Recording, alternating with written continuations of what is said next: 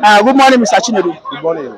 Yesterday, Tiwa Danjuma, came out angrily and said Nigeria is now a laughing stock amongst community of nations. Even in Africa, Nigeria has no place to speak anymore. What's your reaction? Uh, thank God that this is not the first time he has been able to speak up against the system that breeds, Nigeria, as the case may be. You know that some time ago, the same T.Y. Dajuma made a statement that Nigeria should break, and everyone Yes, should yes. stay on their own. Indeed. But this is coming on the heels of recent developments across board, coupled with the continuous insecurity, in his hometown, where Fulani herdsmen are at will killing and raping at the same time. Just yesterday, about 20 students were even killed in the Plateau State University. That's what we are talking about. So I think T.Y. Donjuma, these people, we are people who believe that Nigeria, as at that time during their era, that Nigeria is going to work or is working. They had so much hope, even though there was a lot of reservations on the role T.Y. Donjuma played with the Northerners as at that time against the Igbo interest.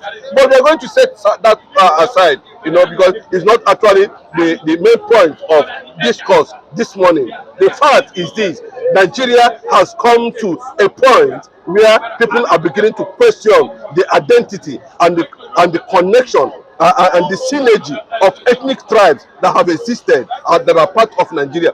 That is what T.Y. Donjuma is talking about. I think that he's trying to tell the whole world that Nigeria has become a caricature, among committee of nations. Even the citizens of this country are no longer comfortable. That was why some time ago it was being recorded that a high-profile citizen of this country, we are contemplating. In fact, they make it very clearly, of course, to the president as alleged that there is need for them to change this name called Nigeria.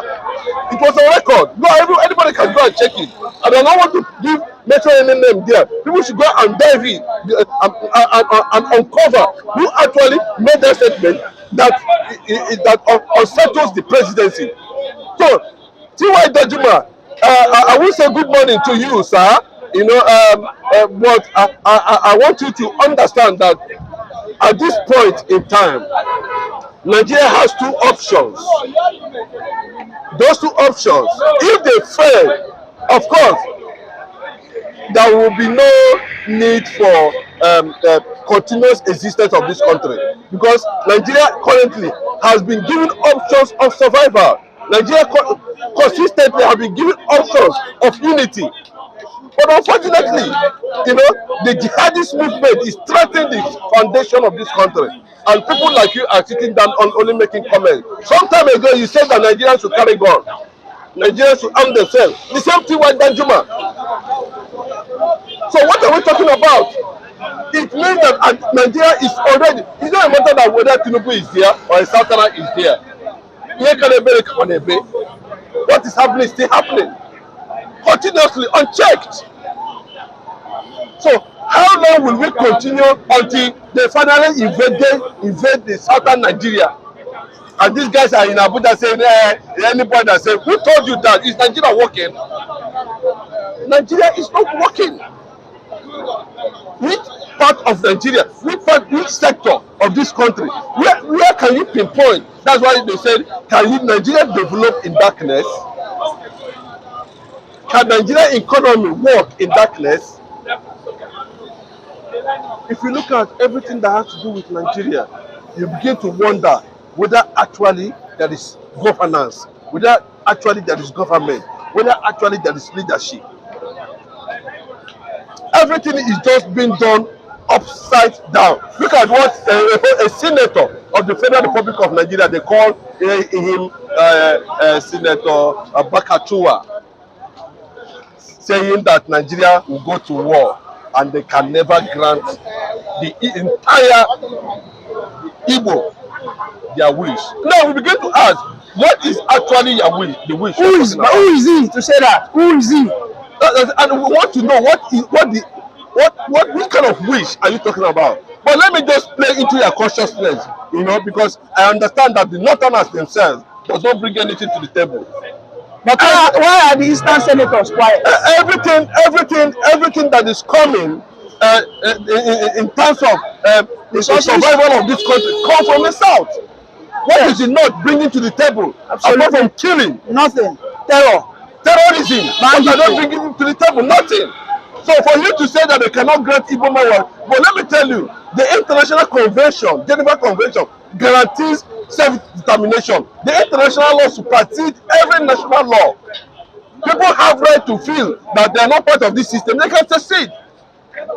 But in Nigeria, people like you have engineered that such things will be seen as terrorism. That's also on the side of talking about what Nnamdi Kanu stood for. Of course, the development in your state, and of course, the reaction from the president Bola Ahmed Tinubu in that regard. But that notwithstanding, these are treaties, the agreements, that has been enshrined in the United Nations Act to help people run away from killings, run away from marginalization, run away from ethnic cleansing. But unfortunately, in Nigeria, they say it is reasonable. But Mr. Chinedu, why didn't the likes of Jonathan, when we have accomplished our 100 years of compulsory amalgamation, why didn't they push for disintegration? Of course, now what are we talking about? Because I'm aware Jonathan is not happy. Of course, now, that is why today I still respect somebody like the late Odumakin, Yinka Odumakin, if of blessed memory. He's one of the people that I have come closer to, and a lot of things about the North Central, the Northwest, and the Northeast, sorry, on how to break the North Central from the core North was an issue, and that was how we came about with the Southern Middle Belt Leadership Elders Forum or something like that. You see, they are using this Middle Belt, as a stooge to play a kind of stupid gambling in the Senate. And that's one of the major reasons that a lot of things that Jonathan did at that time could not sell, because any bill that goes in that direction, then will be shut down completely. Look at the issue of 2014 confirm. What happened? Jonathan could have implemented it. Why didn't he? Let me tell you. Why was he a coward? You cannot say that Jonathan is a coward. Jonathan is never a coward. Don't say that. You don't put that kind of statement on a man who has who forbade his ambition for Nigerians to breathe. Don't say that. Don't say he's a coward. Let me tell you. Opposition called him seven names. Tinubu is there now. They said his wife was controlling him. What is he doing now? Can't he implement it? Can't he implement that in 2014 confirm? What is he doing? I'm telling you that these guys have a way of destroying processes that can see Nigeria advance to another level. Don't say, don't put Jonathan, who has been acclaimed as one of the best things that has happened to Africa all over the world. They are saying that he did this, he threw it to Nigerians. The Northerners is not what happened at the crop up. They kicked against most of the things there. The Northerners themselves. Until at the end of the day, that report, they were able to couple it up, and of course the election was very close. And one of the reasons the Southerners, the Yorubas, ganged up against Jonathan, if they have sustained that understanding, I was able to vote Jonathan, especially the Southern Yorubas voting as at that time, we will be talking about this kind of thing by now. At least to an extent, that profile would have been implemented if Jonathan have had the opportunity to do enjoy his second chance. But that, as the case may be now, why is it that you can see Ayo Adebanjo crying every day? Tinubu restructure Nigeria, implement 2014 confirm, give us people-oriented constitution. This is you can do within 2 months, 3 months, 5 months, and write your name on gold. But today, what are we seeing? What are we experiencing? He's still playing. The Northerners, they know how to threaten. They started threatening him. They say all manner of things. And the guy seems to be struggling with policy implementation. with direction. That's what's happening in Tinubu's government. You can see that the dollar issue, yeah, against the naira. You can see a lot of things. Nobody understands the direction we are heading to, and that is why they can come up and say anything, because I think the Southerners are being caged, or they are under a spell, kind of a spell, to do the right thing. Use the middle belt senators there and push a particular bill that can put these things and can settle Nigeria issue once and for all. Why are they still building on a wrong foundation? Why are the Southerners always at the beg of mercy of the Northerners? That is why has it been I don't know, positioned like that? because I think before Yinka Odumake died, he was trying to do some certain things, that will make Nigeria, because the problem has always been the Senate. That's why some people say we should return to bicameral system, because the Northerners are, because of the number. Go to the north, you see a whole local government, nobody's living there, but it's a local government.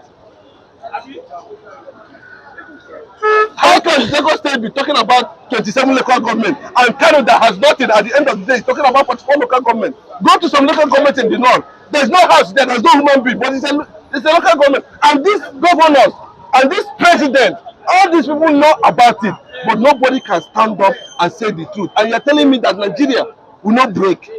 That what happened in Ibadan should not repeat itself? No, it's just the joke of the 21st century. Nobody's going to take that. Thank you very much, Mr. Chinedu. Good morning.